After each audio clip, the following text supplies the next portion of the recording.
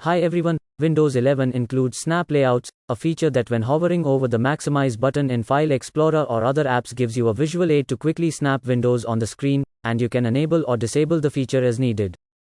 Perhaps one of the best parts is that the feature is aware of the size of the display, which means that depending on how big your canvas is, you will see different ways to snap windows.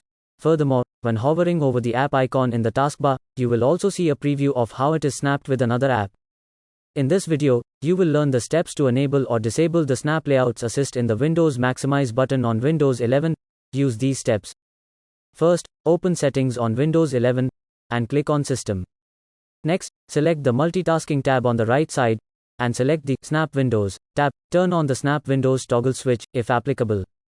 Next, check the Show Snap Layouts when I hover over a Windows Maximize button option to enable the Layouts menu for snapping in the Maximize button and show snap layouts that the app is part of when I hover over the Taskbar buttons option to enable snap groups.